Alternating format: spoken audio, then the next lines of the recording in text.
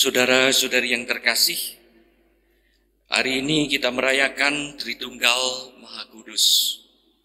Suatu ajaran yang kita imani namun sulit untuk dipahami secara penuh karena Allah melampaui pikiran manusia. Suatu misteri yang tak mungkin dimengerti penuh tetapi dapat diimani secara utuh. Seorang kudus berkata, jika Allah kita dapat dipahami secara penuh, Ia bukanlah Allah. Justru Allah adalah tak terbatas mengatasi segala pikiran manusia yang diciptakannya. Misteri Tritunggal Allah yang Maha Kudus tiada lain adalah misteri kasih Allah.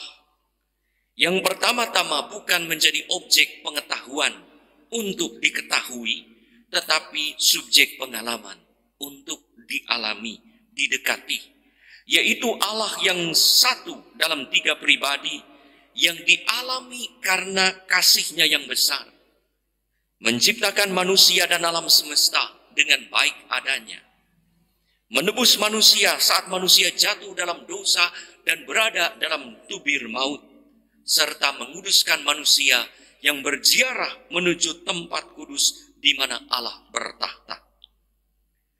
Kata Tritunggal tidak ditemukan dalam kitab suci, tetapi esensinya, hakikatnya, intinya diwartakan. Dalam Perjanjian Lama, Musa menyatakan keesaan Allah dengan tegas. Dengarlah hai orang Israel, Tuhan itu Allah kita, Tuhan itu Esa. Ulangan 6:4. Hingga manusia diminta untuk mengasihi Allah dengan utuh, dengan segenap hati, jiwa, dan tenaga. Dalam bacaan pertama, Musa mengingatkan umatnya bahwa tiada pernah ada Allah Tuhan sedahsyat Allah yang menciptakan bumi dan memimpin mereka keluar dari perbudakan Mesir. Konsekuensi iman ini adalah komitmen melaksanakan ketetapan dan perintah-Nya.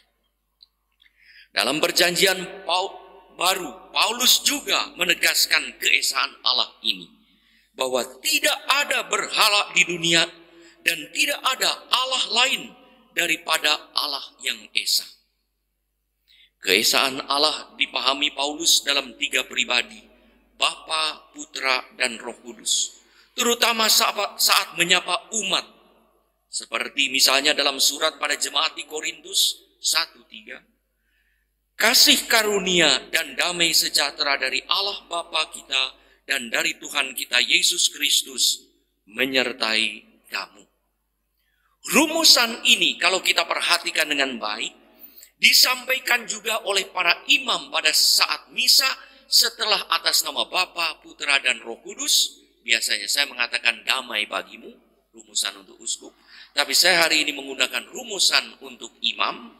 Semoga rahmat Tuhan kita Yesus Kristus, cinta kasih Allah, dan persekutuan Roh Kudus bersamamu. Rumusan Tritunggal ini diungkapkan oleh Paulus dalam surat-suratnya ketika menyapa umatnya. Saudara-saudari yang terkasih, ada seorang tua yang ingin dibaptis dan diberi pelajaran privat oleh seorang imam karena tidak mungkin mengikuti pelajaran biasa. Tentang hal-hal pokok, makna doa, tanda salib, doa Bapa kami, salam Maria, kemuliaan, aku percaya. Ia hafal aku percaya. Ia meyakini aku percaya, kredo, tetapi tidak mengerti. Ia percaya kepada Allah yang Esa, satu dalam tiga pribadi, Bapa, Putra, dan Roh Kudus, tetapi tidak memahami. Maka saat ditanya apapun, apa yang kau ketahui tentang Tritunggal Maha Kudus, kecuali saya tahu satu Allah, tiga pribadi, Bapa, Putra, dan Roh Kudus. Maksudnya apa? Tidak mengerti. Hingga ia pun, yang jelas orang ini beriman, mengimani tapi tidak memahami penuh. Orang tua ini akhirnya dibaptis, walau tak mengerti apa Tritunggal, tetapi ia mengimani dan mengalami sebagai Allah yang penuh kasih. Hingga kalau ia berdoa, ia ingin mewujudkan kasih kepada Allah, dengan segenap pikirannya, hati dan jiwanya, serta tenaga dan kekuatannya. Tanda salib, ia katakan, melindungi saya untuk berbuat jahat, untuk berbuat dosa. Marah pun tidak jadi kalau membuat tanda salib. Bapa mengasihi Allah dengan segenap pikiran, Putra mengasihi Allah dengan segenap jiwa dan hati, Putra dengan segenap tenaga. Maka tanda salib katanya membuat ia eling. Seorang imam pernah juga menanyakan kepada saya tentang orang tua yang tidak mengerti apa-apa, mau dibaptis bagaimana? Saya bilang, percaya pada Tuhan, percaya, baptis saja. Saudara-saudari yang terkasih, Yesus mengutip apa yang disampaikan Musa saat menjawab pertanyaan ahli Taurat. Hukum terutama, kata Yesus dalam Matius 12:19-30. Dengarlah hai orang Israel, Tuhan Allah kita, Tuhan itu Esa.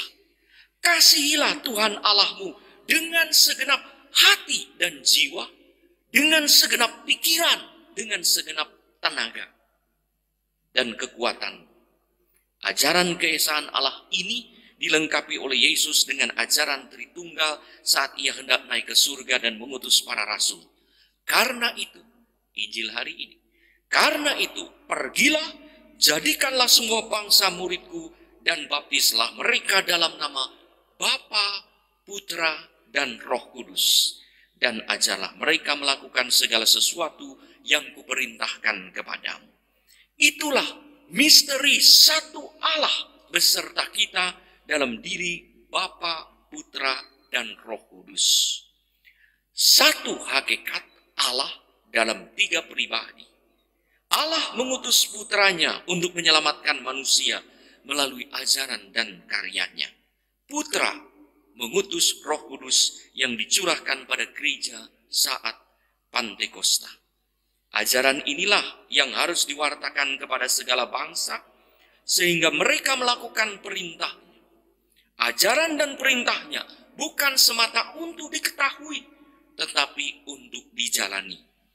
Demikianlah Allah Tritunggal Maha Kudus, bukan objek untuk pengetahuan, melainkan subjek untuk dialami.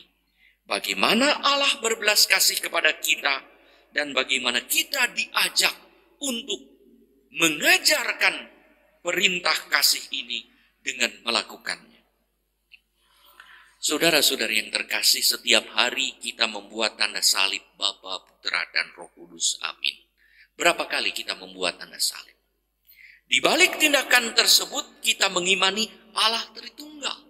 Selalu mengucapkan Bapa, Putra, dan Roh Kudus. Mengimani Allah Tritunggal yang begitu mengasihi kita, dan kita pun hendak mengasihi. Sekali lagi, dengan segenap pikiran, hati, dan jiwa, dengan segenap kekuatan yang diwujudkan dengan mengasihi sesama seperti diri sendiri. Maka keliru kalau orang mau berbuat jahat, membuat tanda salib dulu. Sebagaimana pernah berkata waktu dulu, pastor mahasiswa saya, Pastor, saya ketahuan nyontek, padahal saya sudah berdoa dulu. Mau nyontek pakai berdoa dulu. Kalau mau menyontek, berdoa dan jadi nyontek. Ya. Karena kan menyerahkan hati budi kepada Tuhan.